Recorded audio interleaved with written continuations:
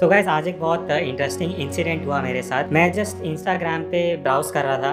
मैं दिन में रेगुलरली इंस्टाग्राम चेक करता रहता हूँ डीएम्स या कमेंट्स का रिप्लाई करने के लिए। तो एकदम मेरा नोटिफिकेशन पे ध्यान गया एंड मैं यहाँ पे आपको एक स्क्रीन रिकॉर्ड दिखाता हूँ जो मैंने इंस्टेंटली रिकॉर्ड कर लिया था।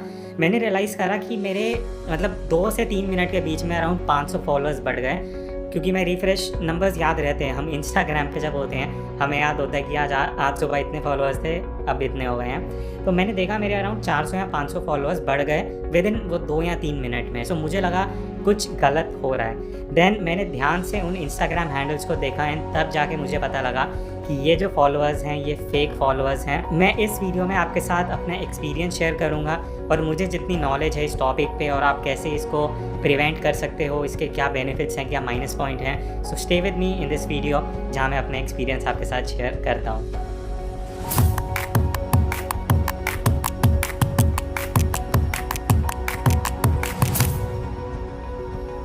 अब सबसे पहला क्वेश्चन आता है कि मुझे कैसे पता लगा ये फेक फॉलोअर्स हैं। और मुझे कम से कम 15 लोगों ने डीएम करके पूछा था कि आप कैसे बोल सकते हो ये फेक फॉलोअर्स हैं, ये जेन्युइन भी हो सकते हैं।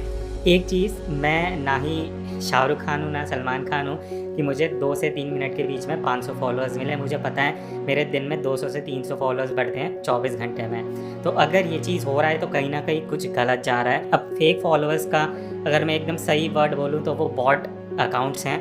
बॉट अकाउंट्स का मतलब होता है ऐसे अकाउंट्स जो सिर्फ इसलिए क्रिएट होते हैं कि वो मल्टीपल अकाउंट्स को फॉलो कर सकें, वो एक्टिव अकाउंट्स नहीं होते। इसका क्या रिलेशन है मैं अभी एंगेजमेंट के पार्ट पे आऊँगा, वहाँ मैं समझाऊँगा। सो ये बॉट फॉलोअर्स क्या होते हैं, ये कोई कंपनीज़ या कोई इंडिविजुअल इतने अकाउंट्स बना लेता है कि अगर आप उनको पे करते हो तो वो आपको बहुत सारे फॉलोअर्स बल्क में दे देते हैं। अब मुझे नहीं पता कौन मेरे ऊपर इतना मेहरबान हुआ या कौन चाहता है कि मेरा अकाउंट बैन हो जो इतने फॉलोअर्स को पुश करा। तो एक चीज़, फेक फॉलोअर्स जो मैंने आइडेंटिफाई करा वो था कि मैंने हैंडल के नाम देखे जो अकाउंट के नाम होते हैं और वो रैंडम अकाउंट्स थे। कुछ भी नंबर है, कुछ भी अल्फ़ाबेट्स हैं, कुछ भी डाला हुआ है। और जब मैं आपको यहाँ कुछ अकाउंट्स दिखा दूँगा खोल के, फॉलोइंग बहुत ज़्यादा है, फॉलोवर ज़ीरो है, पोस्ट ज़ीरो है, कुछ भी कंटेंट नहीं डाला, बस वो लोगों को फॉलो कर रहे हैं। तो उससे ये एक सबसे बड़ी निशानी होती है पता करने की कि कोई भी मतलब इतने 400-500 अकाउंट्स जिनके ज़ीरो पोस्ट हैं, ज़ीरो फॉलोअर्स हैं और सिर्फ फॉलोइंग है, तो पता लग जाता है कि ये फेक फॉलोअर्स हैं। और जब आप हैंडल्स देखोगे सारे इंडिया से बाहर के नाम थे, कुछ भी रैंडम नाम है, कुछ भी है, तो मुझे पता लग गया कि ये फेक अकाउंट्स हैं। अब नेक्स्ट चीज़ आती है कि इसके माइनस पॉइंट्स क्या हैं। देखो, जब आपके अकाउंट पे अगर तो ये ऑर्गेनिकली आपको फॉलोअर्स मिल रहे हैं तो एक अच्छी चीज़ है, बट अगर ये ऐसे अकाउंट्स हैं जो एक्टिव नहीं हैं, अब मैं टेक्निकली बताता हूँ क्या फ़र्क आता है। एग्जांपल लेते हैं, अगर मेरे 10,000 फॉलोअर्स हैं और पर पोस्ट मुझे 1,000 लाइक आ रहा है, तो अगर मैं एंगेजमेंट रेशियो लेता हूँ तो लेट्स सपोज 10% का रेशियो बन रहा है। अगर मेरे 10,000 में 1,000 फेक फॉलोअर्स बढ़ गए और वो 11,000 हो गए, बट अभी भी मेरे लाइक्स 1,000 ही हैं, बिकॉज ये जो बॉट अकाउंट्स होंगे ये एक्टिव नहीं होते हैं, ये जस्ट फॉलो करने के लिए यूज़ होते हैं, ना ये कमेंट करेंगे, ना लाइक, ना शेयर। तो इनका एंगेजमेंट ज़ीरो रहता है आपके पोस्ट पे। तो इसीलिए अब आपका जो 10% एंगेजमेंट था शायद वो 8 या 9% हो जाएगा और फेक फॉलोअर्स बढ़ेंगे तो वो और कम होता जाएगा। तो जितना एंगेजमेंट रेट आपका कम होता जाएगा उतने आपके पोस्ट रिकमेंडेशन में कम आएंगे, या ऑल ओवर एंगेजमेंट अगर कम होगा तो इन फ्यूचर अगर कोई ब्रांड आपके साथ कोलैबोरेट करना चाह रहा है तो वो आपको नहीं प्रेफर करेगा। बिकॉज आजकल बहुत से ऐसे वेबसाइट्स हैं जहाँ पे आप जाके सर्च कर सकते हो कि इस अकाउंट का एंगेजमेंट रेट कितना है, और अगर उसका एंगेजमेंट रेट बहुत ख़राब होगा तो कोई भी ब्रांड आपको अप्रोच नहीं करेगा, बिकॉज साफ साफ पता लग जाएगा कि ये फॉलोअर्स खरीदे हुए हैं। जो कि बहुत से ऐसे अकाउंट्स हैं इंस्टाग्राम में जो लोग फॉलोअर्स खरीदते हैं regularly, they are doing this thing, but somehow they are working out. तो मैं ही सजेस्ट करूँगा, अगर क्योंकि मेरे साथ क्या हुआ था मैं ऑनेस्टली बताऊँ, जब फॉलोअर्स इतने बढ़े ना, एक बार को ये सबके माइंड में आता है, आपके माइंड में भी आएगा कि यार फ्री के फॉलोअर्स आ रहे हैं तो आने दो, क्या इशू जाता है। बट मुझे ऐसे फॉलोअर्स नहीं चाहिए जो पहली चीज़ बॉट अकाउंट्स हों, फेक फॉलोअर्स हों, एंड ऐसे फॉलोअर्स हों जिनका मुझे कुछ यूज़ नहीं है, ना एंगेजमेंट है, ना वो मेरे से बात करेंगे, ना डिस्कशन करेंगे, ना कमेंट करेंगे। सो फॉर मी वो मैटर नहीं करता। अगर नंबर बढ़ने ही हैं तो ऑर्गेनिकली बढ़े, मेरे आर्ट, मेरी क्रिएटिविटी या मेरी वीडियोस की वजह से बढ़ें, तो वो एक मुझे ज़्यादा बेटर एनकरेजमेंट देगा एज़ कम्पेयर टू मेरे पास ऑल्टरनेट है। मैं आज 5,000 खर्च करके मैं इतने फॉलोअर्स ले सकता हूँ कि I can easily cross 1 lakh followers, but वो अप्रोच मैं एथिकली नहीं लूँगा।